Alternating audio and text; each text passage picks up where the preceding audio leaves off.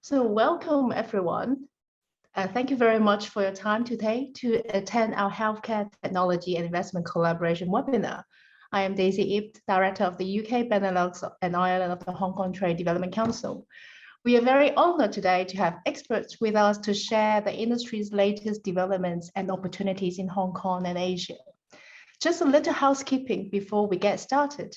This webinar will be in 3 parts. First, with presentations to give you an overview of the healthcare, medical, and life science sectors in Hong Kong and Asia, followed by a Q&A sessions. You may send through any questions throughout the webinar in the chat room function below, in the toolbox below. Then we will break into 2 thematic breakout rooms, one on fundraising through Hong Kong and the other one on medical device and healthcare software in the Greater Bay Area and Hong Kong. So now, without further ado, may we have Mr. Silas Chu, the Regional Director of Europe, Central Asia and Israel of the Hong Kong Trade Development Council to open the webinar.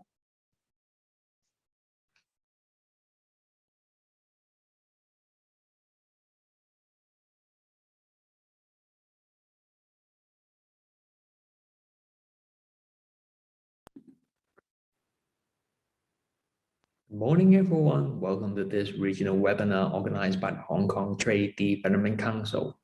This morning's event, our second regional webinar, brings together many of our stakeholders and constituents from countries covered throughout the 13 TDC offices in Europe, Central Asia, and Israel that I oversee.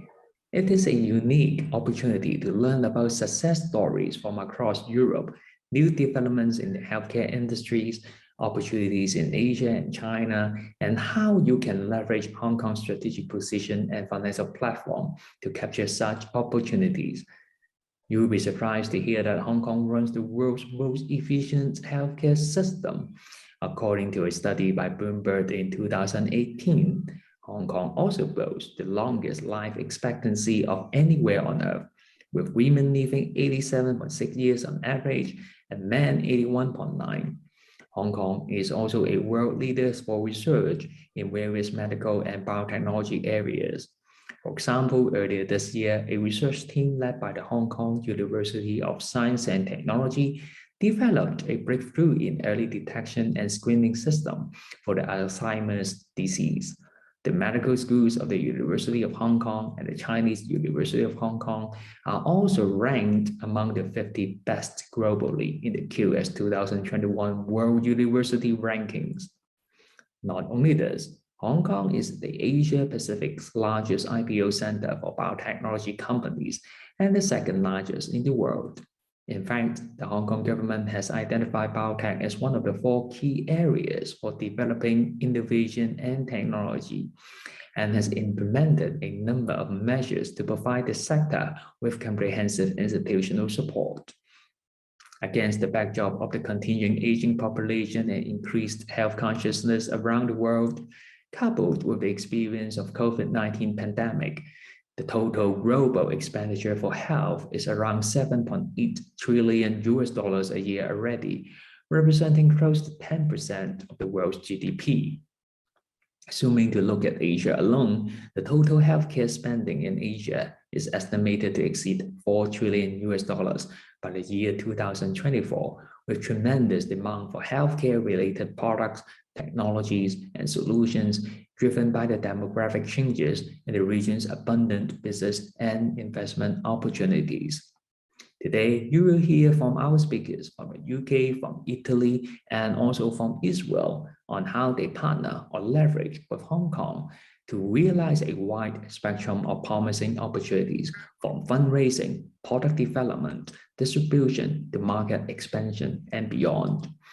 Through this webinar, I believe you will gain a new perspective of what Hong Kong can offer your business and how the Hong Kong TDC can help. The inaugural Asia Summit on Global Health, jointly organized by the Hong Kong government and the Hong Kong TDC, will be held both in person and virtually on the 24th of November. The summit will bring together senior government officials, influential academia, and business leaders to examine global trends on health innovation and investment, explore areas of global collaborations, and showcase new business opportunities and partnership for investor and project owners.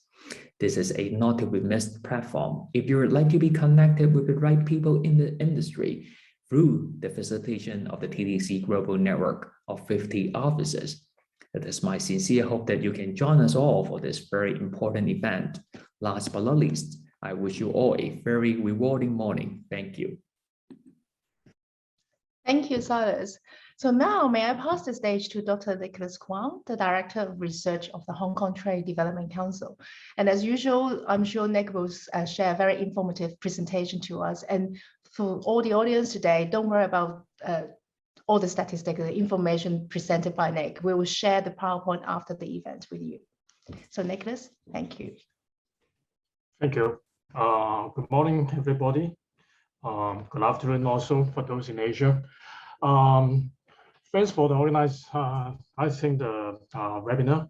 My job is very simple. It's just to highlight why we are talking about healthcare and where we are, both in Asia and in China as well as in Hong Kong, and where are the business opportunities. Let me see.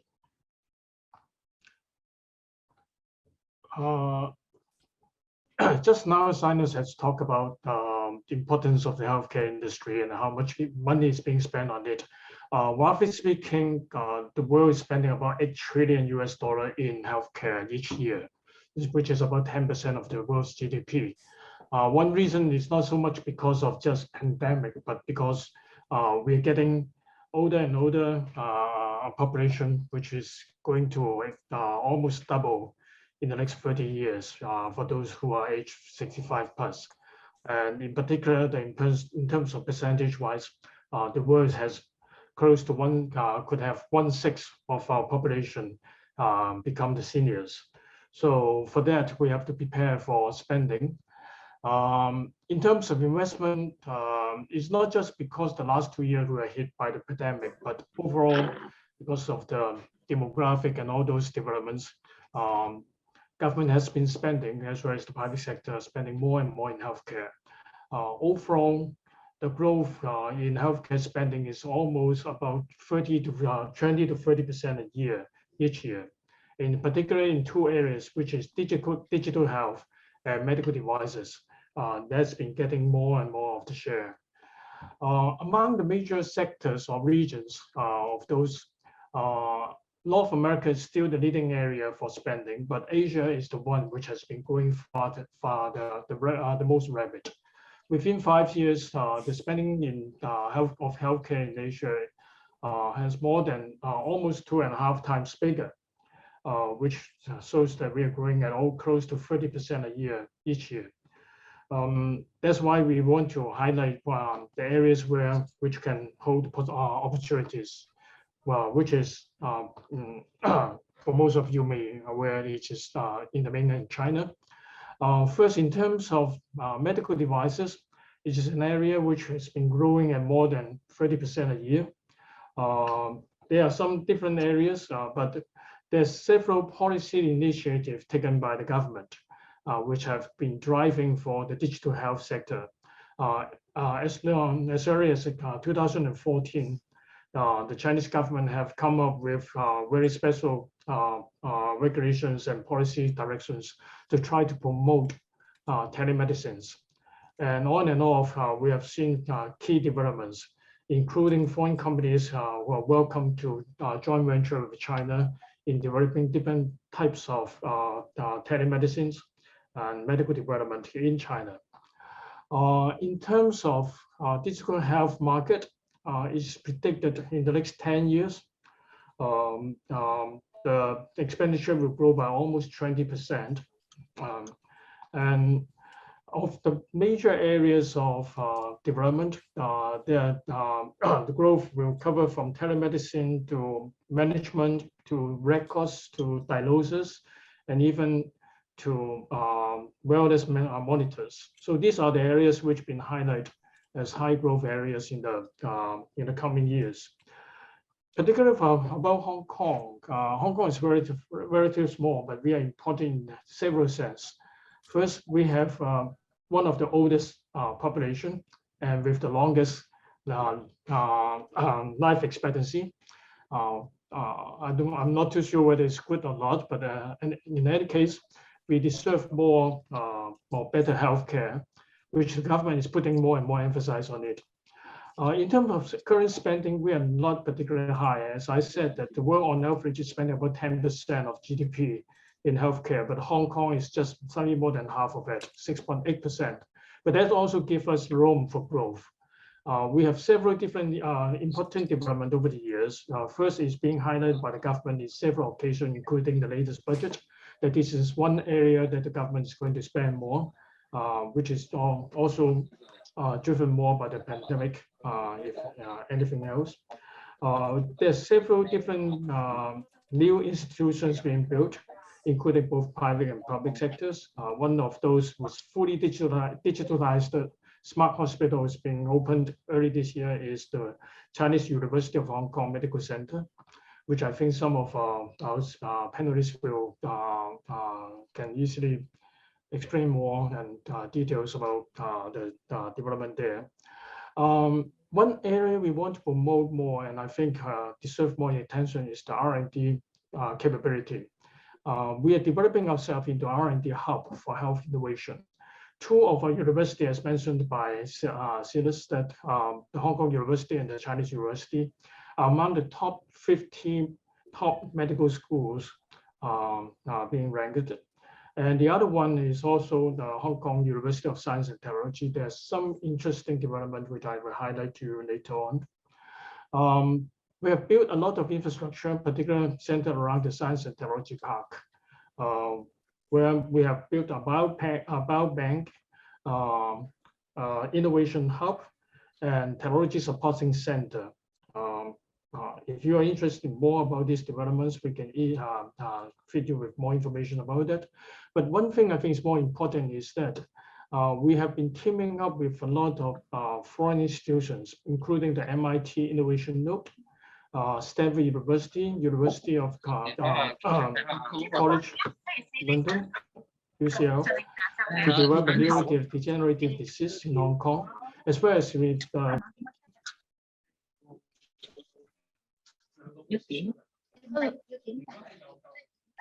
Sorry to interrupt, Nick. I think someone has just unmuted himself. Would everyone mind muting themselves during the presentation, please? Thank you.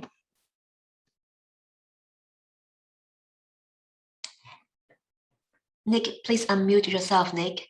Yes, okay. Thank you. Yeah, you hear me? Okay, sorry about that. Probably someone doesn't like me to talk too much, but let me finish with the foreign collaborations that we are engaged in.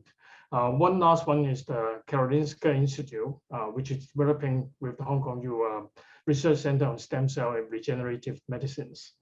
So all these are key institutions and infrastructures being built in the healthcare innovation and research area. The other areas which I think the other speaker, Michael, will elaborate much better than me, is about the financing or fundraising hub. We are being the second largest or Asia's largest IPO center for biotech fundraising. We have about 67 new healthcare listings raised until middle of this year. Half of those are actually pre-revenue biotech, which are startups, which has been holding a lot of potentials. And recently, most people are aware that Hong Kong, you can buy stocks in the mainland versus vice versa. We have a stock connect between the two markets. And biotech firms are being included in those programs. So you can easily, through Hong Kong, to access funding, access the biotech companies in the mainland, as well as access funding in Hong Kong for those biotech companies in the mainland. The other areas of Hong Kong's capability is about logistics. We have been well satisfied as well as prepared to handle some of the most sensitive biotech areas and products and processes, as accredited by IATA about our Hong Kong airport, SDS about our capability to handle pharmaceutical products. We have quite a lot of upcoming institutions and linkages with the mainland. including one major science and technology park or innovation technology park situated at the border area between Hong Kong and Shenzhen, which will be run jointly by the two governments and institutions. And within that park, biotech and healthcare is one of the key priorities. In different programs between Hong Kong and the mainland, particularly the Greater Bay Area, which is an area about the size of slightly bigger than Switzerland, of a population as big as Germany, just close to our border. We were promised to have access through our medical institutions to the services as well as vice versa between the GBA area and Hong Kong. Details can be explained later if you are interested in those places. And also quite a number of institutes and clinical sites in Hong Kong has been designated by the mainland authority that our clinical tests being done in those sites in Hong Kong being accredited by the national authority. So you can easily have access to quality in the mainland without going into the mainland through Hong Kong. So that's about the picture I try to highlight.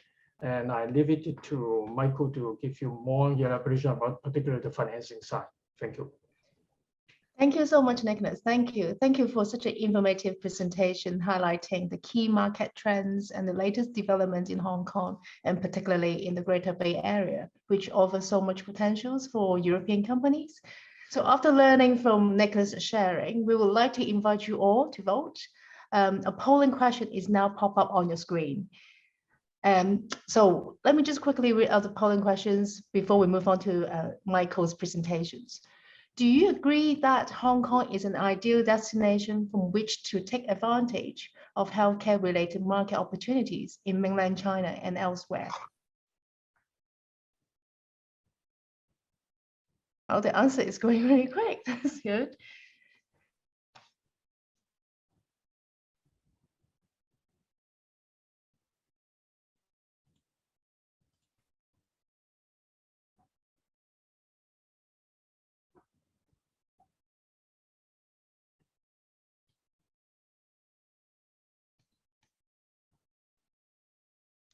So thank you very much, Nick, and thank you everyone for your participation. Now, may I invite Mr. Michael Chen, Senior Vice President, Global Issuer Services of the Hong Kong Exchange, to the stage. Michael.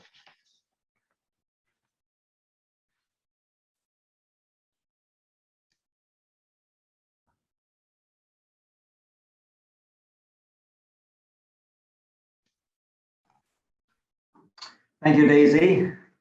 Sorry, just a minute there to upload our presentation. So good morning and good afternoon, everyone. My name is Michael Chan of Hong Kong Exchanges, or HKEX, and I'm delighted to be here today to share with you the topic of the discussion, especially from HKEX perspective on how to leverage Hong Kong to capitalize on the transformation and the growth opportunities in mainland China and beyond. So let me start by saying that post-COVID, the biotech industry is playing a leading role, as as everybody is aware, as the world refocuses and recovers. Now, in terms of some numbers, global investors' interest in biotech companies has surged. Over $57 billion has been invested worldwide in biotech companies since last year, January 2020. And global asset allocation needs are continuing to drive strong investor demand for high-quality healthcare players.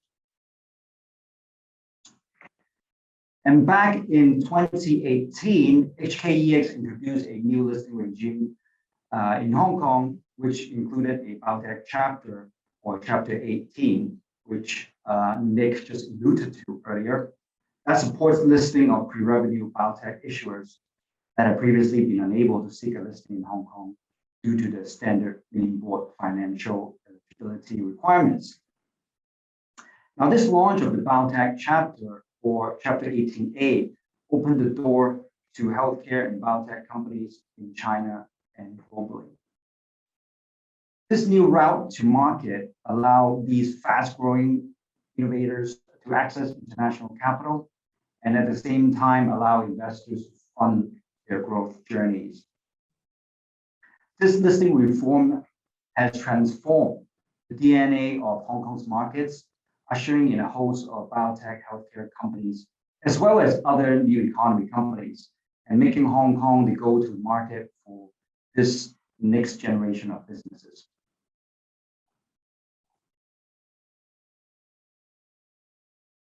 Today, HKEX has become a global leader in funding and the ambitions of some of its most innovative biotech companies in the world. Hong Kong's growing ecosystem, proximity to China, and well-regulated markets, coupled with its diverse and liquid global investor base, make HKEX uniquely positioned to support these ambitious biotech companies' R&D and their commercialization plans. And for Chinese biotech issuers listed in Hong Kong, the direct access to global investors also gives them enhanced international visibility alongside their global peers, helping them foster new partnerships, attract talents, and refine their strategies and development programs. Again, as Nick mentioned earlier, our pioneering Stock Connect scheme has also helped facilitate the considerable interest in the sector, enabling eligible HKEX issuers to tap into a huge and rapidly growing mainland investor base. As often overlooked but very important benefit of the biotech chapter or Chapter 18A listing is that biotech chapter issuers also qualify for inclusion in Stock Connect as long as they become eligible for the Hang Seng Index. This enables issuers to gain unique China market access, something that is not available in any other international market.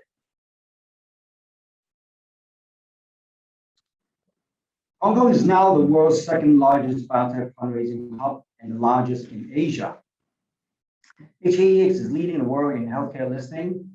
Since the launch of this biotech chapter, among other global exchanges, we have the highest growth rate in this sector by number of healthcare listings, by IPO funds raised, and by the total sector market cap increase. Biotech has become one of the fastest growing sectors in Hong Kong. As at the end of August 2021, HKEX has welcomed over 75 healthcare and biotech listings in Hong Kong, raising over 230 billion Hong Kong dollars, about 30 plus billion US dollars, since the launch of this regime back in 2018. These include over 38 pre-revenue biotech companies that have listed under this new biotech chapter, raising a total of about 99.4 billion Hong Kong dollars, which is about 13 billion US dollars, accounting for about 8% of the IPO funds raised in Hong Kong during the same period. There are over 100 listed healthcare companies with a market cap over 200 million US dollars. And some more statistics for you. In terms of the Hong Kong's total healthcare market cap, it now exceeds 600 billion US dollars, accounting for about 10% of the total market cap. But the range of biotech issues on our markets are diversifying, with almost every permutation of life sciences, healthcare, and biotech company now represented on our markets. And our biotech investment and product ecosystem is also expanding. The increasing number of benchmarks that track the development of biotech sectors and the rise of associated ETFs, as well as futures and options products on individual biotech stocks, further enhance the diversity and vibrancy of our market. Hong Kong retail investors are also excited about healthcare, as seen in the significant retail tranche oversubscription for many of our recent healthcare IPOs. Looking ahead, our pipeline looks strong as COVID has only served to reinforce HKEX's significance as a global capital hub for biotechs. As at August 2021, over 50 healthcare companies have submitted listing applications. These include more than 20 healthcare companies pursuing our biotech chapter listing. This interest in Hong Kong is being driven by the fast and ever evolving sector and an increasing number of new biotech innovations, including cell therapies and in vitro diagnostics, digital health, as Nick mentioned, as well as in licensing business models. Our success is intertwined with the growth of Hong Kong's biotech sector. The wave of listings we have attracted in many ways have put Hong Kong on the global biotech stage, and they have been benefiting from the city's increasingly mature biotech funding ecosystem. Hong Kong is now home to over 250 biotech businesses, and the Hong Kong government has designated this industry as one of the city's key areas of innovation and technology, as Nick mentioned. The Hong Kong business and financial community has joined forces to build and enhance the biotech ecosystem in Hong Kong. A supporting network, including the university programs, education and government funding, and biotech finance professionals have continue to grow and develop unique Hong Kong characteristics. Not mentioned was that just last month, not yet mentioned at least, just last month, HKEX has signed an MOU with Hong Kong Science and Technology Park to explore new biotech initiatives, including fintech, and as well as exploring other opportunities for cooperation, including data research platform for advanced data analysis. So do stay tuned on our collaboration with Hong Kong Science Park. Furthermore, almost every investment bank, law firm, audit, and consulting firm has healthcare-focused teams. Institutional investors, along with sell-side analyst teams, have increasingly dedicated Asia-based healthcare experts with relevant science backgrounds. Looking into more details of the types of biotech subsectors, HKEX biotech issuers are diversifying. Healthcare companies listed on our market include biotechnology, pharmaceuticals, medical devices and services, and other life sciences. In terms of therapeutic focus, oncology has the widest coverage, followed by autoimmune and cardiovascular diseases, and other therapeutic subsectors are represented. Digitalization is also continuing to transform the healthcare sector, creating a new set of opportunities in areas such as the application of AI along the entire medical industrial chain, surgical robots, telesurgery, telemedicine, and medical VR. At HKEX, we are committed to supporting the funding needs of growing biotech businesses throughout their development cycle, at IPO, beyond IPO, through follow-on fundraisings and share placements, and in helping them with funding their long-term capital needs. We want to be the market of choice for the biotech sector. Healthcare has become one of the fastest growing sectors globally, as I mentioned, working alongside innovators, research institutes, investors, and the wider global healthcare industry. HKEX has already become an important contributor in supporting the funding needs of many innovators in the sector, those who have already and will continue to have a direct and meaningful impact on the lives of many around the world. Now, speaking of around the world, the COVID-19 pandemic has brought to light the need for effective and inclusive multilateralism and coordinated actions at a global level. International healthcare companies have been speeding up their expansion to tap into China market and capital pool via the gateway of HKEX. So we welcome companies from Europe, Central Asia, and Israel to join these dynamic companies listed on our market already. HKEX is the top 3 exchanges for IPO funds raised in 2021, and we have been #1 market for IPO for 7 of the last 12 years. Hong Kong remains well positioned to support these aspirations of global biotech scientists, experts, and entrepreneurs. In conclusion, just very quickly, I just want to sort of give you a little glimpse of what's ahead.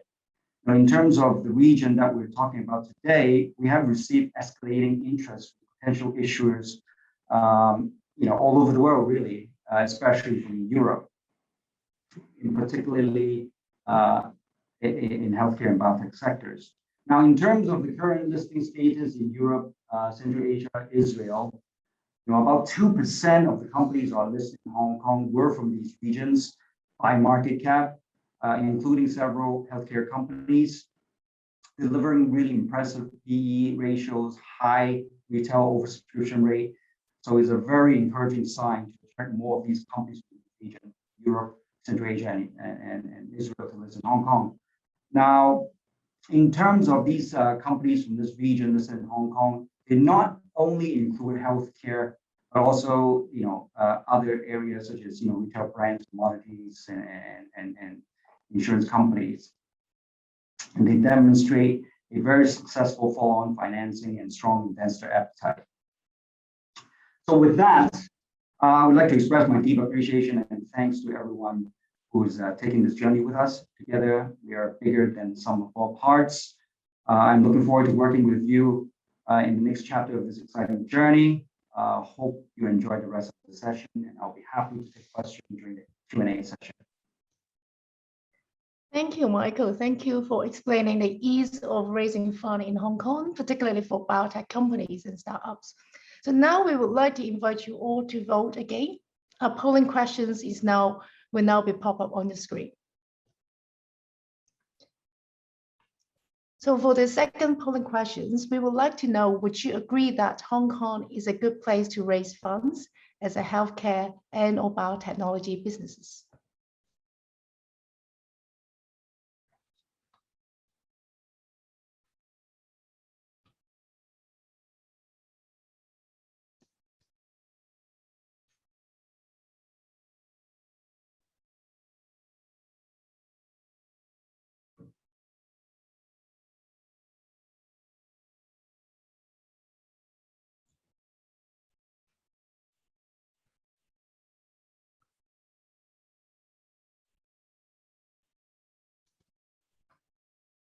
So thank you very much for everyone's participations. The polling results will be published after the event.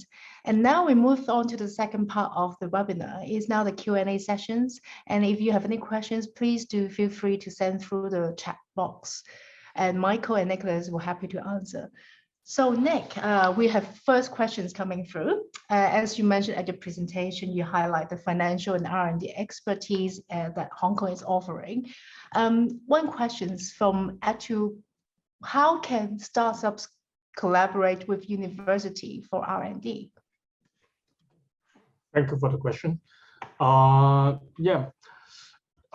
Put it simply, actually, as I mentioned just now, that there are several universities which are pretty strong in the R&D, in particular biomedical areas. So startups who are interested in doing collaboration can, the simplest thing is to connect direct with this university or the particular professors or teams of researchers. But of course, for people far away from Hong Kong, they may not be able to identify who to talk to, where to find those things. I would suggest either you go through the university direct. Most of the university have programs to encourage their professors and researchers to cooperate in different forms with other entities. But entities like the Hong Kong Trade Development Council, Hong Kong Invest, or even the Science Park Corporation are happy to match up for those who are interested to connect with the related authorities. And on top of this, actually, there are a whole series of funding programs and other supporting facilities that these startups may be interested to tap into. I'm not in a position to explain to you all those things, but I just want you to be aware that from the government as well as from different organizations, there are particular programs and funding and funds which have been supporting all these joint corporations between not just startups, but also more mature companies in the area of R&D. So feel free to contact us if there's something we can or we can be of service. Thank you, Nicholas. Thank you. And we'll share all the contact details after the presentation through an email. So do contact us. Now we have another question from Amit. Disruptive innovation is the main investment strategy in my portfolios. I was wondering, how would you compete with the US financial markets as more and more companies globally find the American markets to be the most appealing? So I suppose maybe for Michael to answer this question first.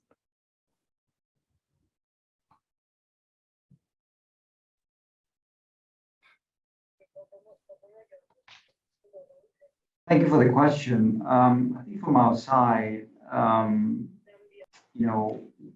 terms of the healthcare, in terms of some of the subsectors we mentioned, we do actually find companies, when you dive deeper into the strategy, is actually heading our way and heading to Hong Kong to really get access to the addressable market. Because Asia and China alone, in terms of the whole addressable market, medical devices and the areas that we mentioned, it is one of the biggest, and it totally dwarfs some of the markets in the US in terms of the numbers and in terms of statistics, in terms of size. But mind you, having said that, it is true that the US market has been there for a long time, and so people are probably more used to including US in the conversation. But going forward, at least from our perspective, we do hear that the direction of these technologies and innovations are heading east rather than west, purely because of the addressable market and using the closest capital market, for example, in Hong Kong, to expand into Asia and Greater China region. So depending on the strategy, so where you find most appeal, really. Thank you, Michael. Thank you. And Nicholas, do you have anything to supplement on Michael's answer? Not at this point. Thank you. So we have another questions coming through for Nick. In what ways has the COVID-19 pandemic impacted the level of importance the Hong Kong government has placed on developing healthcare-related and biotech industries? I hate to say that it's because of the pandemic, but it's really true that over the years, the government has paid a lot more attention in the healthcare situation, but not so much just on the traditional medical healthcare and those things. As I said, that there's a long-set demographic trend here in Hong Kong, when that the population is getting older and older, and we have kind of universal medical supporting system that basically is almost free for all, for those who have difficulty in healthcare, and the public system has been taking care of most who can't afford whatever medical expenses they have in. So the government has been putting more attention in boosting up these home medical services for quite a while already.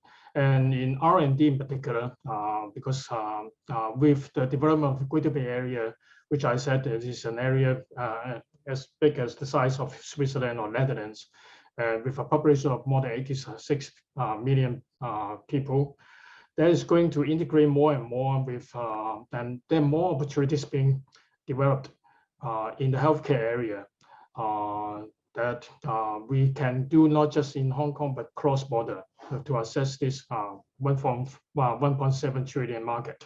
So the government has been putting more emphasis in several technology area, including biotech and healthcare. So with the pandemic, I will only say that it add to the not just the government attention, but the public attention for the importance of this area to develop. That's also why coming next month, we are going to host one of the major summit on this area, not just for Hong Kong or China, but all for Asia as a whole. So hopefully that will bring us to a new level of development going forward. Thank you, Nick. And as you mentioned, the summit and also mentioned as Silas a welcome remark at the beginning, we'll make an introduction a little bit of the Asia Summit on Global Health towards the end of this webinar. Thank you. Any more questions? Maybe Michael, we have one more question coming through for you. So there is clearly a lot of potentials of Asia's future healthcare market, particularly in China and Hong Kong. And wonder if you could share with us whether you have noticed any increased interest from European companies recently, and in what areas they are particularly focused on. Thank you, Michael. May I have a question, Sylvester? Yeah, thanks for the question. Yeah, as I mentioned earlier, we are getting increasing interest from Europe in terms of a whole different range of subsectors, discipline, medical devices, diagnostics, pharmaceuticals, and biotechnology, and definitely is on a rising trend, because a lot of those technology is highly applicable to the markets in China, Greater China, and in Asia. So so for us, we're definitely and we're anxious to actually see more of these cases come to market. Again, if it weren't for COVID situation last year, some of these companies would have come to the market by now, and we would have seen that new wave or next wave of companies coming through. So yeah, looking ahead, we do look forward and anxious to get this new sort of wave of European companies and international companies come through in healthcare and biotech sector. And I think, Michael, there's a question that's really touch on what you just mentioned, that is how safe are the investments in China and Hong Kong due to the upcoming government regulations. But I think you've just quickly mentioned that as well.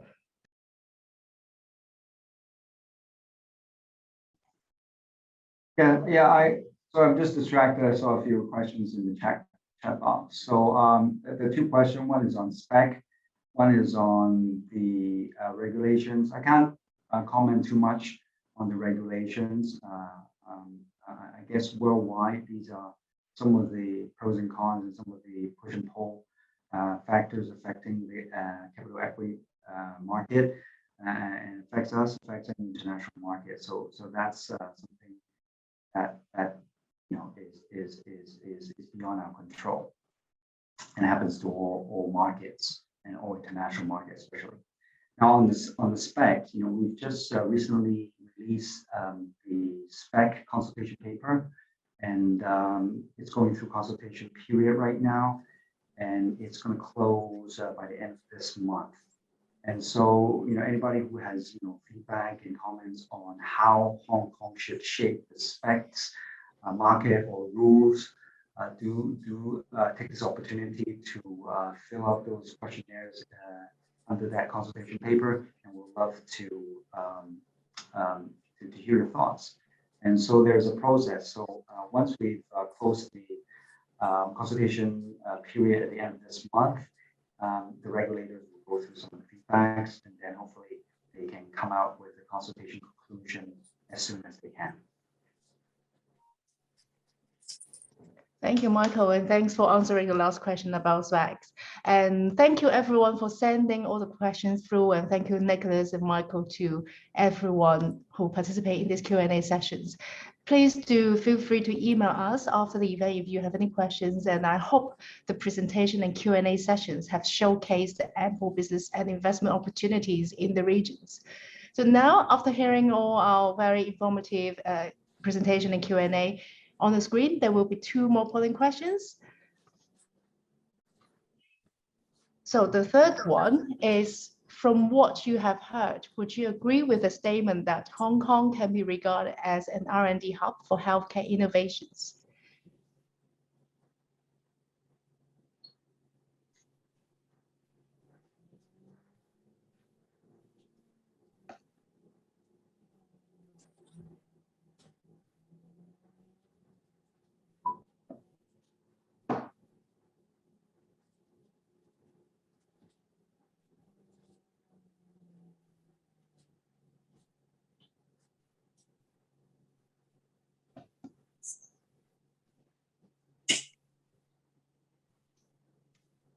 Thank you very much. And one more last question before we go to the introduction of the Asia Summit on Global Health.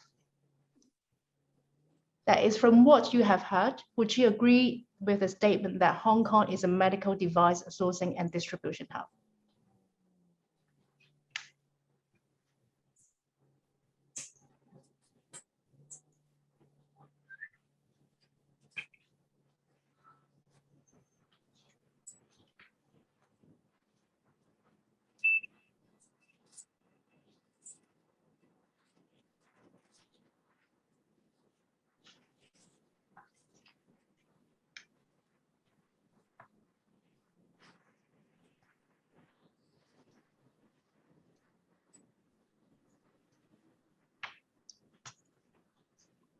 So thank you everyone for participating at the polling questions. As mentioned by Nicholas and Michael, and also with Silas, to help you to capture the opportunities discussed and to connect with potential business partners in the regions, I am pleased to introduce you the upcoming Asia Summit on Global Health on the 20th of November, organized by the Hong Kong Trade Development Council and the Hong Kong SAR government. The Asia Summit on Global Health will bring together senior government officials and policymakers, investors, business leaders, financials, and professional service providers, as well as researchers from around the world to exchange insights on global health innovation and investment trends. The full-day program comprises of high-level symposium on healthcare and investments outlook, healthcare innovation and technology showcase, and updates on policymakers and also dialogues with global pioneers in health, particularly with the global project pitching with networking sessions. And the ASGH will dissect global innovation trends, offering multidisciplinary perspective of expertise, businesses, and investors on biomedical and healthcare developments and market opportunities with in-depth discussions on themed topics like the biotech, medical device and drugs, digital health, and community health and wellness.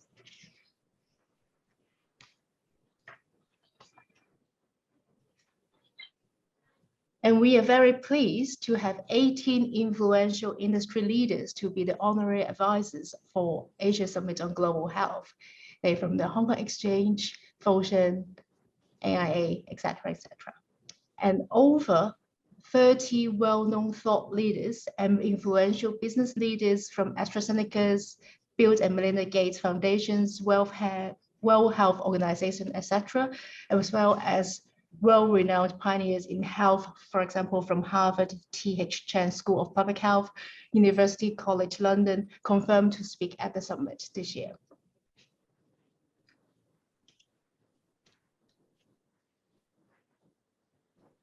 We are expecting some 1,000 attendees on-site plus international participation from online via world outreach of the TDC's 50 global offices.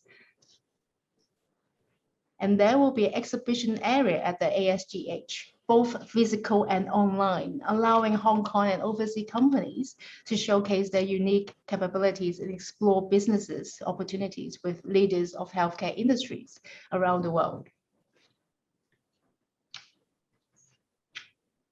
And particularly, there will be the Inner Health Showcase, where startups will be featured at this exhibition area. And it is also worth mentioning that, as mentioned by Nicholas and also Silas, There will be funding subsidies for taking up in the physical presence in ASGH this year, which is supported by the Hong Kong SAR government. Local or overseas exhibitors will be subsidized up to 50% of its participation fee. And of course, we now understand the travel restrictions at the moment. There will be also a virtual only exhibition opportunities at ASGH online. So thank you everyone for participating this webinar today. We're now moving on to a very exciting panel discussions. There will be two panel discussions. One is the Hong Kong as a fundraising platform, and the second one is capturing the booming appetite for medical device and healthcare software in the Greater Bay Area through Hong Kong. The instructions on how to join these breakout rooms are now on the screens, and please do choose your room now. Thank you.